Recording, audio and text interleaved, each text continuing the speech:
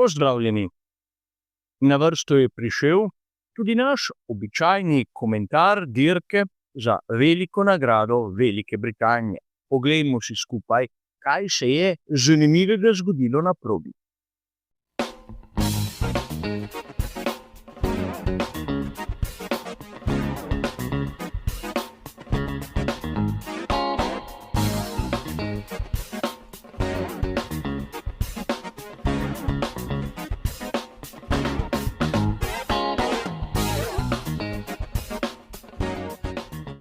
Tudi današnji komentar bo kot običajno razdeljen na tista dva dobro znana dela, kjer se bomo v prvem tokrat malce bolj na dolgo pogovarjali o vseh zanimivih točkah, ki nam jih je pokazala tokratna dirka za veliko nagrado Velike Britanije.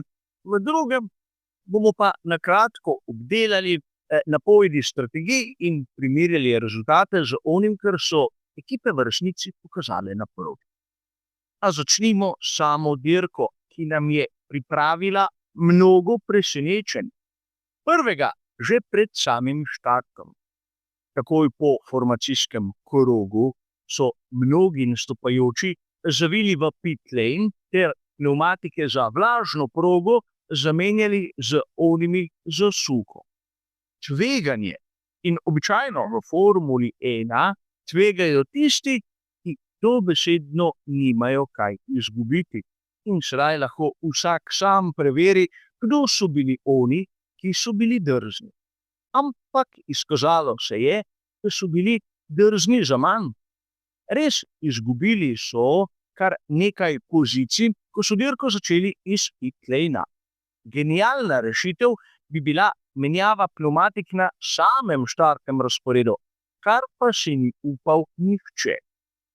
A običajno v življenju in predvsem v Formuli 1 so najboljše rešitve one enostavne, one predvidljive. In vodilni so lepo vztrajali na pnevmatikah za vlažno progo. In videli smo, da po tistem prvem delu, ko so nekoliko trpeli, ko se je asfaltna površina sušila, je prišel nov, krajši, močan naliv. In tu bi lahko dejali, da vsi tisti, ki so imeli pnevmatike za suho progo, so dobesedno zgrešili. Ker je treba poudariti, da imajo ekipe izjemno dobre vremenske postaje, ki jim kažejo izjemno točne napovedi, tako da niso predvideli tega, meni osebno ni znano. Ampak, kot sem povedal, običajno tvegajo tisti, ki nimajo kaj izgubiti. V nalivu, ki je sledil, smo videli nekaj zanimivega. Trk med Isaacom Hadjarjem in Andrejo Kimijem Antonellijem, kjer je Francoz priletel v Italijana, ker ga enostavno ni videl, kljub tistim rdečim lučem, ki so na zadku in so gorele, čeprav jih nekateri niso opazili. In treba je tu poudariti, da vsaj po mojem smo videli nekaj podobnega, kot se je zgodilo na veliki nagradi Belgije davnega leta 1998. In takrat so mnogi obsojali Davida Coulthard, da se je nalašč nastavil pred Michaela Schumacherja, kar je po mojem mnenju v takšnih pogojih izjemno težko izvedljivo.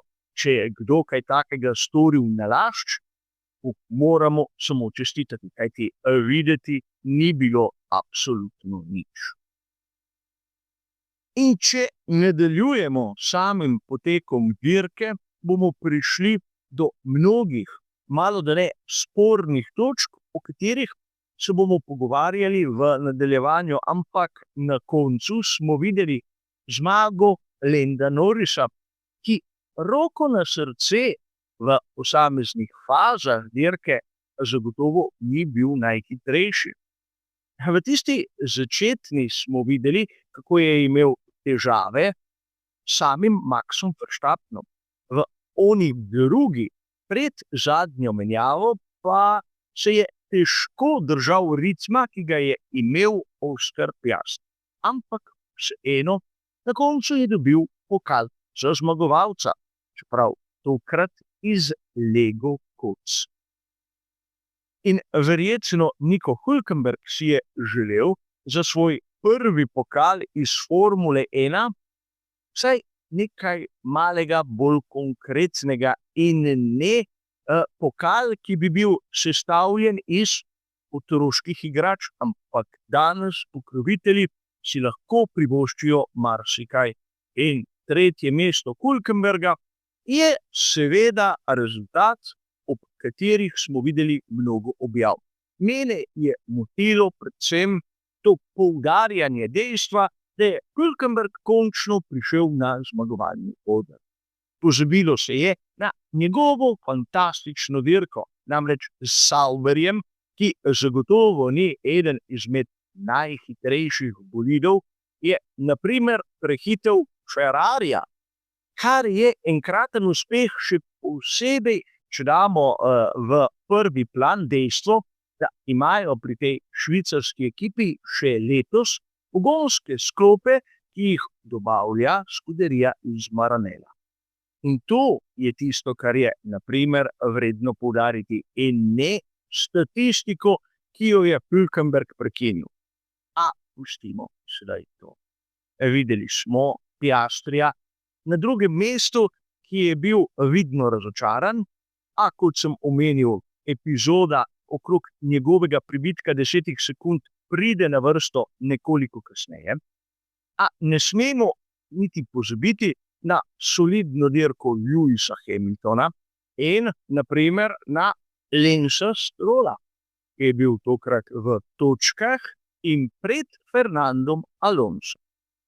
Če pogledamo prvo polovico letošnje sezone, je Lance Stroll zbral več točk kot Fernando Alonso.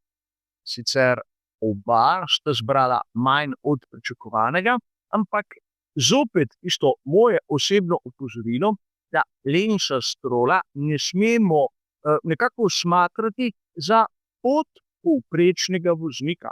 Je soliden, je povprečen, nič posebnega, ampak še zdaleč ni slab. In to mu je treba priznati.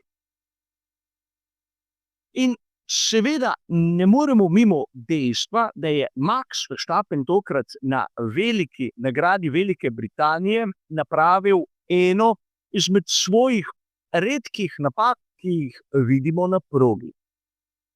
In že v tistem javljanju v živo smo imeli tukaj zanimivo konstruktivno razpravo glede nastavitev Maxa Verstappena in njegovih končnih hitrosti. Tu sem sam na to malce pogledal vse, kar je bilo objavljeno, in prišel do informacij, ki bodo mnoge izmed vas, upam, da zanimale, ampak tudi prikazale sliko iz čisto drugačnega zornega. Kot običajno si bomo tudi tokrat pomagali z maketo, le da je tu Red Bull RB12. In Max Verstappen na veliki nagradi Velike Britanije je res imel aerodinamično konfiguracijo, ki je imela manj oprijema. Ampak ne zaradi tega, da bi dosegel višjo končno hitrost, ampak zaradi tega, ker je imel težave na prednji osi, ker je bil pogon tisti, ki je bil preveč prilepljen na tla in je v bistvu porival bolid, brez da bi ga lahko Max usmerjal z prednjim parom koles. Dobro je znano, da Max ima rad bolide, ki so stabilni na prednji osi in izjemno nestabilni na zadnji. In zaradi tega, da bi popravili to situacijo, so Maxu med petkom in soboto zamenjali zadnji aerodinamični stabilizator z starejšim, ki ni nudil toliko oprijema. In verjamem, da marsikje ste lahko brali, kako je ta sprememba povzročila, da je imel Max Verstappen višjo končno hitrost. V teoriji morda celo res, ampak težava je v tem, da je imel res Max Verstappen višje končne hitrosti kot oba McLarena, ampak ni imel višjih končnih hitrosti od povprečja. In to pomeni, da so pri McLarenu imeli nizke končne hitrosti, a nihče se ni spraševal okrog tega. Zakaj je prišlo do teh težav pri McLarenu?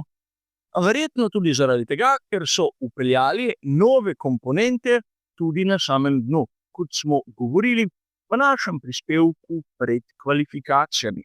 In seveda dogaja se tudi to.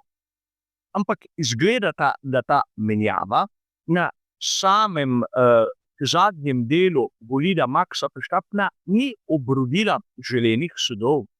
Namreč videli smo njegovo napako, kjer je enostavno preveč grobo stopil na stopalko za plin, ker je imel še zmeraj mnogo oprijema, je na tisti spolzki površini enostavno zdrsil in seveda to ga je stalo dobre uvrstitve, čeprav na koncu moramo priznati, da sploh ni bil slab. Ampak toliko, da malce globlje pogledamo v tisto, kar se je res dogajalo na progi in da nam nekateri ne morejo kar tako servirati nekih delnih podatkov, ki konec koncev se pokažejo za bistveno neresnične. Ampak glavna točka, ki bo verjetno zanimala marsikoga izmed vas, je tista kazen, ki jo je dobil Oscar Piastri. Kot dobro veste, smo videli, da je v trenutku, ko je varnostni avtomobil zaprl luči na svoji strehi, začel zavirati. In takrat ga je Max Verstappen prehitel in se nato zopet vrnil na svoje mesto. In tu smo lahko videli vsaj formalno napako strani komisarja. Namreč citirali so člene iz športnega pravilnika Formule 1 in iz športnega kodeksa v dodatku H. Dodatek H športnega kodeksa Formule 1 se uporablja samo v primeru, da določena pravila niso kodificirana v specifičnem pravilniku neke kategorije. Torej, v tem primeru so bili v športnem pravilniku Formule 1 in dodatek H ne pride v poštev. Ampak to ni tako hudo, ker v enem in v drugem pravilniku piše skorajda isto, dobesedno. A težava je v tem, ker so komisarji po svoje interpretirali, kar tam piše. Oscarju Piastriju so očitali, da je znižal hitrost za približno 170 km/h. Znam, včeraj nisem verjel tem številkam in se opravičujem vsem, ki so bili z mano na javljanju v živo, ampak pisalo je jasno in razločno v istem poročilu.